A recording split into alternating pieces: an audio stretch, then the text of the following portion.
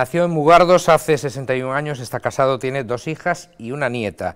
Se puede decir que los astilleros prácticamente le han amamantado, y es que a los 14 años comenzó como aprendiz en los de Bazán, en Ferrol. En los últimos 20 años trabajó en el área de reparaciones, en la que era jefe de aceros de Fene y de Ferrol cuando fue prejubilado. Tenía entonces 54 años tan solo. Luego, con otros compañeros, formó la comisión que promovió la iniciativa legislativa popular en defensa del sector naval gallego, que defendió en el Parlamento Autonómico el 27 de diciembre de 2010. Don Jesús Varela, muy buenas noches. Hola, ¿qué hay? Bienvenido y gracias antes de nada por venir desde su ciudad, desde Ferrol. Gracias a vos. Después de mucho tiempo, el jueves pasado recibíamos la primera buena noticia concreta, luego matiza usted todo lo que quiera, real para el sector naval gallego. El presidente de la Xunta firmó, como todos nuestros espectadores saben, un acuerdo con el director general de Pemex, la cuarta petrolera mundial, para construir 7 buques aquí en astilleros gallegos y para que nuestras empresas, nuestros astilleros, colaboren en la construcción de otros 7 buques remolcadores. ¿Qué repercusión cree que tendrá este acuerdo en Galicia? Sin duda es una gran noticia, ¿no? Y la repercusión, claro que la va a tener, pero esa repercusión, creo yo, que va a ser directamente sobre la zona de sur de Galicia. Falta les hace también, tal y como tienen la situación allí, ¿no? Con el agua al cuello está. Sí, totalmente. Si en Ferrol se está mal, en Vigo creo que ahora mismo se está peor todavía, aunque ese nivel pronto lo conseguirá también la ría de Ferrol, ¿no? Pero, y dentro del naval de Vigo, es que tampoco se saben las características de los remolcadores. Faltan los detalles. A mí me hace gracia leer cuando como se dijo, ¿no?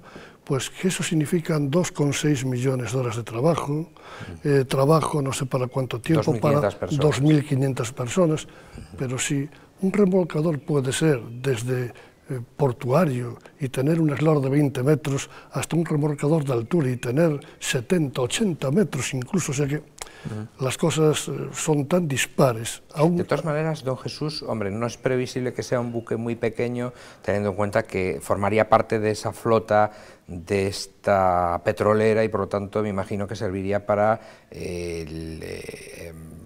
asistencia a los superpetroleros, sí, ¿no?, de Pemex. Es posible, pero que Pemex seguro que tiene y tendrá necesidad también de cubrir todos estos pasos, ¿no? Dentro del mismo tipo de construcción. No sabemos. Digamos que esto está fantástico, es una gran noticia, pero ahora hay que ver en detalle por dónde va a derivar, ¿no? En cualquier caso, don Jesús, se abre una puerta a una política, si quiere usted, más agresiva o más activa, yendo a los países que están ahora en una situación mejor o que están creciendo mucho. Sin duda. De ir a buscar lo que no habíamos hecho hasta este momento. Sin duda. Es que este fue uno de los problemas que no supo afrontar el sector naval en España.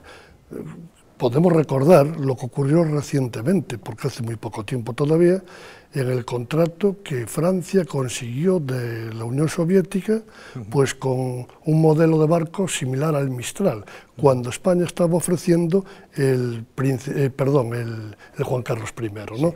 ¿Y por qué no fructificaron las cosas? Pues probablemente por esa falta de trabajo político en la cuestión. En Francia se mojó hasta el mismo presidente de la República, Nicolas Sarkozy, y aquí lo hemos dejado siempre en manos de los departamentos comerciales de las diferentes empresas, y eso ya no es suficiente. Es insuficiente. Mire usted, en el primer trimestre de este año había en Brasil contratos para la construcción de 386 buques. ¿Qué está haciendo España ya? Nada. ¿Qué podía hacer? Mucho. De hecho, dentro de esos 386 buques hay 19 plataformas petrolíferas y de esas 19 hay 5 que se están construyendo en el exterior. ¿Y usted cree que esos contratos en Brasil, a los que se refiere, son todavía posibles para España, si hicieran algo los políticos? Es que todavía tiene que hacer mucho más Brasil. Brasil demanda mucho más que lo que tiene todavía ya digamos, encauzado, ¿no? El trabajo a desarrollar políticamente tiene que ser similar al trabajo que se desarrolló con Noruega cuando el último contrato de las fragatas, ¿no?, que fue un contrato de 2.375 millones de euros. Eso fue tremendo, aunque es verdad que España tuvo que, digamos, por medio de un acuerdo comercial, pues tuvo que generar un retorno de 1.325 millones también, pero eso no tiene importancia al fin y al cabo. Lo cierto es de que se ha trabajado con 2.345 millones de euros, que en nueva construcción significa que un 20, un 22% es en mano de obra.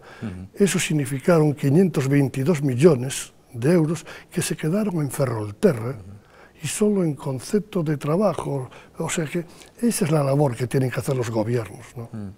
Como todo el mundo sabe, Bruselas tiene vetada, o mejor dicho, restringida, ¿no?, la construcción civil naval a Navantia Ferrol desde hace tiempo, los buques convencionales, la construcción de buques convencionales. Para esquivarlo, para que los astilleros de Ferrol puedan construir alguno de esos remolcadores, Feijóo y Pemex han pactado que sea la Armada de México la que firme el contrato. ¿Colará en Bruselas esa fórmula? ¿Nos lo van a permitir? Yo creo que Porque Bruselas no se ha portado muy bien hasta ahora con nuestros astilleros. Bueno, esa es la impresión que tenemos desde aquí. Yo, sin embargo, soy de los que digo que el enemigo lo tenemos en casa, más que en Bruselas. Y digo, ¿por qué? Pues porque yo estuve en Bruselas. Yo estuve reunido con Mediocin, que era en el año 2009, era el director adjunto de reindustrialización de la Comisión. Y muy claramente dijo de que la Comisión estaba dispuesta a sentarse y renegociar los acuerdos firmados, por los que hasta la antigua Astano está así. Pero lo que se necesita es una solicitud formal por parte del gobierno español. Pero ahora sabemos que sí la ha habido y en repetidas ocasiones. No, esa solicitud nunca se dio. Rodríguez Zapatero siempre mintió en ese aspecto. Siempre dijo que se estaban dando los pasos cuando nunca se dio un solo paso al frente. Pero es que actualmente tampoco se está dando. Entonces, el verdadero enemigo en principio lo tenemos en casa, porque es que desde aquí tampoco se ha hecho nada para intentar solucionar ese tema. Pero ¿no cree usted que Bruselas, en general, la Unión Europea, no ha hecho el papel ese de gatekeeper, de portero que tiene que hacer con la competencia, por ejemplo, de los coreanos a la hora de fabricar barcos? Esta es otra historia también, porque da la impresión de que Europa no sabe realmente lo que quiere. No es normal, o cuando menos no se entiende muy bien, al menos por parte de los ciudadanos de a pie, que el 40-45% de los encargos que reciben en Asia sean para armadores europeos. Y aquí nosotros quejándonos del dumping asiático, pero si los asiáticos hacen bien, los asiáticos lo que están haciendo es favorecer y apoyar a uno de sus sectores estratégicos de la economía. Eso es lícito. Lo que pasa es que no podemos competir con países en ocasiones cuyos trabajadores están en unas condiciones laborales hasta deplorables, si me lo permite. Bueno, eso ocurriría hasta ahora en China, seguirá ocurriendo, en Corea del Sur ya no tanto, no nos engañemos. Son otros sistemas de trabajo, alcanzan otros niveles de productividad. Lo cierto es de que con Corea uno no puede competir desde Europa en barcos que se pueden fabricar en serie. Hay que ir a otro tipo de buques, pues con una alta tecnología, buques que realmente no valen para fabricar en serie, y ahí sí podemos competir. De hecho, en Europa, tanto Fincantieri en Italia, como Meyer-Bren en Alemania, o como, en fin, STX en Francia, que es una sucursal del STX coreana, están trabajando y muy fuerte, y mucho y bien en los grandes cruceros. Usted propone, por lo tanto, la especialización, y a lo mejor, pues cuando no se puede hacer un buque convencional, hacer una plataforma offshore o hacer otro tipo de barco, ¿no? Sí, siempre y cuando luego, cuando uno está especializado, no nos corten como dicen los jóvenes, el rollo. Porque esto fue lo que le ocurrió a Astano. A Astano le han obligado a dedicarse solamente al offshore allá en el año 87. En el año, el Partido Socialista, con Solchaga como ministro, en el año 1997 el Partido Popular lo que hizo fue ampliar esa prohibición de no construcción naval convencional y solo plataformas offshore por 10 años más. Y luego fíjese usted, en el año 2003, y permítame decir esto, cuando La Coruña celebra el Consejo de Ministros, el presidente Aznar, justo después de lo del Prestige, pues aprueban el Plan Galicia. Y en el recuerdo que es en el punto 4.3.4, dicen de que van a solicitar desde el gobierno español el levantamiento de las restricciones que tiene el astillero de Feni. Eso era en el año 2003. Y desde entonces no se ha hecho nada. Hablemos del tax lease, si le parece. En este caso sí que Bruselas tiene, desde mi punto de vista, difícil escapatoria. No se trata de echarle la culpa de todo a Bruselas, naturalmente, pero sí de algunas cosas. En Holanda se sigue manteniendo a día de hoy un sistema de bonificaciones fiscales que es prácticamente una fotocopia del tax lease que se permitía a nuestros astilleros aquí en España, hasta que fuimos denunciados por 5 países de la Unión Europea y el comisario europeo de la competencia, el socialista español Joaquín Almunia, decidió que había que suspenderlo sine die, vamos a decir, no temporalmente. Como digo, no es fácil entender por qué en Holanda sí se permite, por ejemplo, y en España no. En Holanda y en Francia ¿Algún y país en más? Finlandia. Pero vamos a ver, es que usted me decía justo antes, si colaría ante la Unión Europea que Navantia pudiese meter la mano en estas construcciones de los remolcadores. Ese es uno de los grandes problemas que venimos arrastrando desde siempre, y es que nos creemos más espabilados y listos que los demás. Pero usted no cree que hay, además de eso que usted dice que tiene toda la razón, cierta coalición de los países del norte europeo en detrimento de algunos estados como España? Es posible, y yo desde luego no voy a ser quien diga que no es así, pero hay algo que me llama la atención. El otro día decía el comisario Almunia de que en Europa no se había recibido todavía ninguna propuesta desde el gobierno de España. El consejero Javier Guerra decía de que ya se habían enviado 5. Pero es que resulta que los que se envió a Bruselas no fueron propuestas formales, fueron propuestas técnicas que no son consideradas dentro de la competencia. No obstante, la pasada semana el presidente Núñez Feijóo ya dio cuenta de una propuesta formal, seria. Esa es la única propuesta formal seria que hay en la mesa de la Comisión Europea. De la que no tenemos, por cierto, respuesta todavía. Lógicamente la estarán estudiando, pero es que hay cosas que no se entienden muy bien. Sí. Pero si Francia está funcionando, por ejemplo, bueno, pues enviemos una propuesta formal que sea similar o prácticamente igual a la que está funcionando en Francia. Tendría que ser aprobada. Y efectivamente. Cuando salen a la calle los trabajadores del naval, por ejemplo, de su ciudad, de Navantia, o concretamente de su ciudad, piden carga de trabajo, naturalmente, para poder dar de comer a sus hijos y para comer ellos mismos, pero piden también un dique flotante de reparaciones. Usted me decía antes de la entrevista que ese dique sería un punto importantísimo en el futuro en general del sector. Muy importante. Efectivamente, la petición se basa en o desde el principio así lo han manifestado, tanto los comités de empresa como los trabajadores y los políticos locales, como que era lo que abriría el camino a Navantia para poder seguir compitiendo con los gaseros de última generación. Eso es importante, pero no es tan importante. De hecho, el número de gaseros que actualmente están circulando por el mundo anda sobre 375, 380, aproximadamente. La mayor parte de ellos el 88% son gaseros de 145.000 metros cúbicos.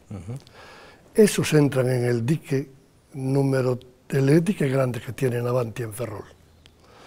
Y con ese tipo de gaseros, Navantia Ferrol ha conseguido ser el número 1 en reparación de gaseros hace 2 años y el número 2 del mundo. Eso iba a decir que... Y el número 2 el año pasado. Reparan ustedes y reparan muy bien, además. Y reparamos muy bien. Desde el año 1994, en julio, que entra el primer gasero de la compañía Ipro argelina, que es el Muradidus. Allí yo estaba trabajando, lógicamente. Pues bien, iba a decir de que es importante tener acceso a los grandes gaseros, a los de última generación, pero no es vital. Es más importante tener una nueva infraestructura, como es el dique, para poder ampliar, digamos, pues la oferta, ¿no?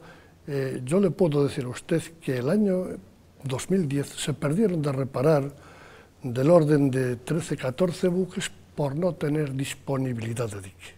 Que hubieran venido, seguro. Es que ya venían, es que se les tuvo que decir, lo sentimos. Y para concretar un poquito más, usted me comentaba también antes de la entrevista que si ese dique flotante se convirtiera en una realidad para reparaciones, insisto, ese contrato, por ejemplo, al que aludía usted antes, de los 2.300 millones de euros con la Armada noruega, sería casi algo pequeño al lado de lo que se podría obtener con el dique. Mire usted, si importantísimo la nueva construcción en Navantia Ferrol, tan importante o más para lo que es Ferrolterra, es el Departamento de Reparaciones.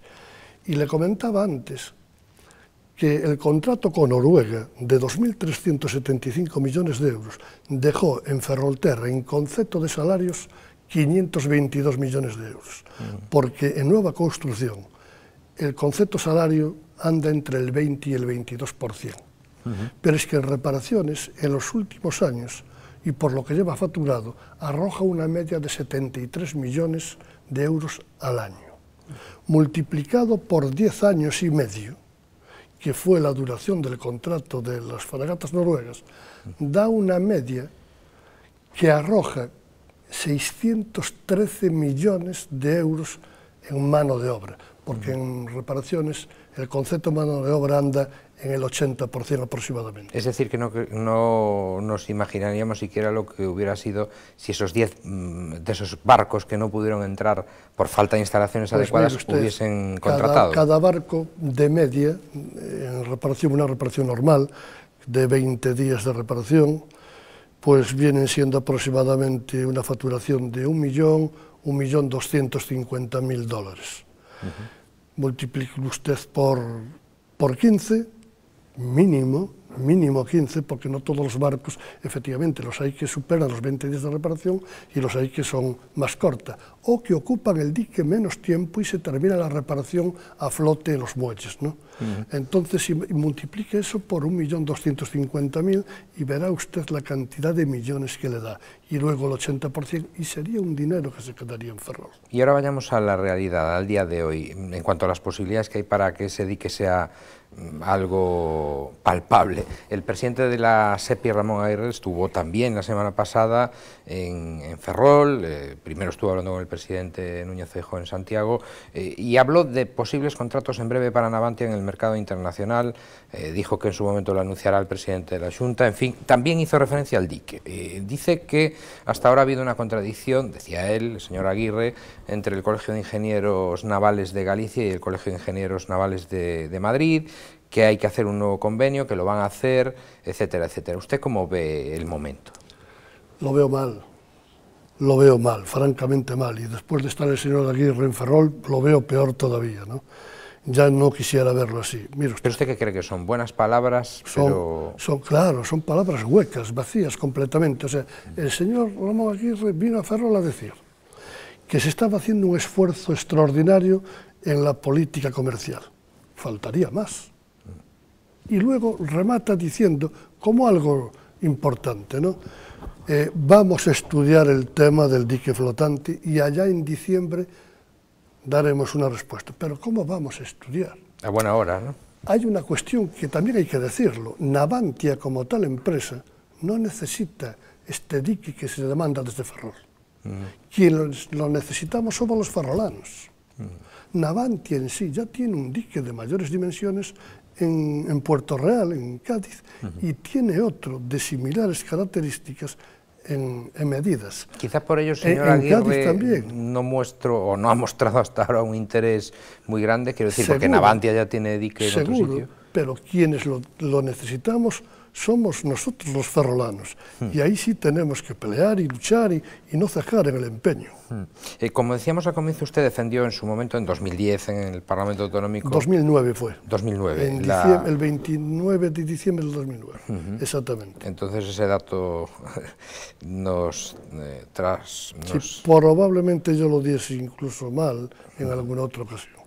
Como decíamos al comienzo, bueno, usted defendió esa iniciativa legislativa popular, defensa del sector naval gallego. Entre otras cosas, le pedía a la Xunta y sobre todo al Gobierno central que diese la batalla en Bruselas para que levantasen ese veto a la construcción naval civil del que hemos estado hablando en Ferrol.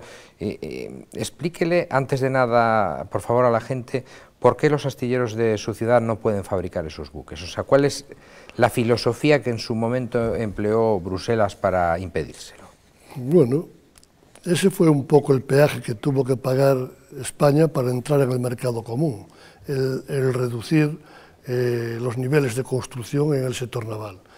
¿Qué ocurrió?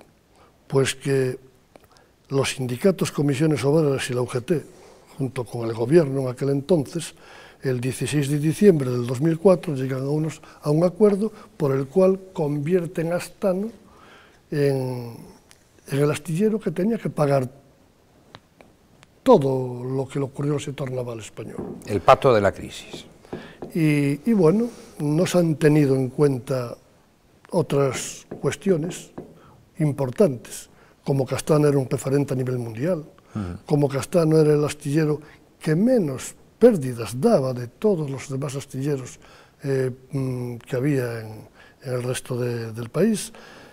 Fueron decisiones políticas realmente los que llevaron a Astano a estar en la situación en que está en beneficio de los astilleros del sur. ¿Pero cree usted precisamente que ese declive de nuestros astilleros, de los astilleros gallegos, comenzó cuando el Gobierno de España empezó a priorizar a otros como los de Puerto Real en Cádiz, por ejemplo?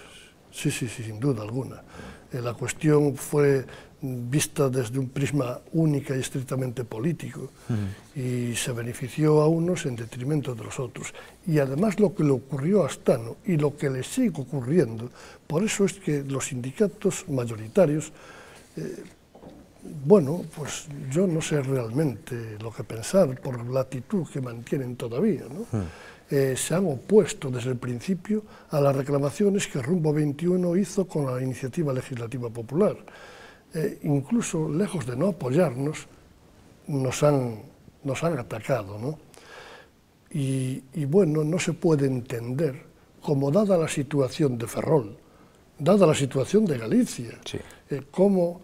Y del naval en general. Y del naval en general, por supuesto. Un contrato firmado en Asturias en todo el año 2011, en toda España. Sí. Un solo contrato. Y un solo contrato, claro. Y bueno, la postura de los sindicatos no se puede entender. Todavía a día de hoy se sale en manifestación y se sigue diciendo que lo público es servicio y lo privado es beneficio. Esto es un canto que se corean también en las manifestaciones.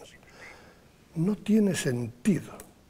Desde luego. Con la situación que padecemos en Ferrolterra, lo que hay es que buscar que venga trabajo como sea. Y los sindicatos lo que tienen que hacer es estar vigilantes, que se cumplan las normativas vigentes en materia de seguridad, en materia de contrato laboral. Eso es lo que tienen que hacer. Y si acaso presionar a los políticos para que hagan su trabajo, pero para captar inversión en nuestro país. En fin, son derivas que se toman y que, en mi opinión, yo no las comparto en absoluto. Yo he trabajado en una empresa pública toda mi vida, que fue Bazán, hasta que me jubilaron, pero es que Astano, la antigua Astano, ha sido una empresa privada, ha sido empresa mixta y ha sido empresa pública. Y no ha ocurrido nunca nada. La diferencia estribaba en que antes entraban 6.000 personas por la puerta y hoy no entra ni cocoroco. Y además, el nivel político es tan sumamente partidista, se olvidan, se ignoran los intereses generales. Mire usted, me pone tremendamente enfadado cuando, por ejemplo, oigo al presidente de la Autoridad Portuaria de Ferrol, Ángel del Real, decir que el ente al que él representa, que apoya totalmente al sector naval, pero vamos a ver, señor Ángel del Real, las 3/4 partes de los terrenos en los que está instalado Astano son propiedad, son propiedad del Estado, pero los gestiona la autoridad portuaria. Y esos terrenos han sido, en su momento, cedidos a la SEPI, pues para desarrollar una actividad industrial que no se está desarrollando. Recupérelos, por favor. Rescate esos terrenos y ofrézcalos en España o en el exterior. ¿Tampoco eso le gusta a los sindicatos? Pues no lo sé. No sabemos muy bien qué es lo que les gusta. Realmente no sé cómo respiran en este sentido, pero es que esta, es una opinión que parece razonable del todo, ¿no? Desde luego, desde luego. Si se ha cedido para una función y no se cumple, que se aproveche. Y entonces... Pero bueno, las cosas así las tenemos por Ferrol. Pues vamos a ver si el año que viene contamos alguna noticia algo más halagüeña para los ferrolanos, para los gallegos. En definitiva, don Jesús Varela, gracias por haber venido, por haber estado con nosotros y hasta una próxima ocasión, espero, ya digo, con mejores noticias. Yo sí también lo deseo. Muchísimas gracias. Gracias y buenas noches. Y ustedes saben que tienen una cita aquí con personajes como Jesús Varela de lunes a jueves, Nove Acción, en Popular Televisión Galicia, a las 9:30, que pasen una feliz jornada, lo que queda de ella.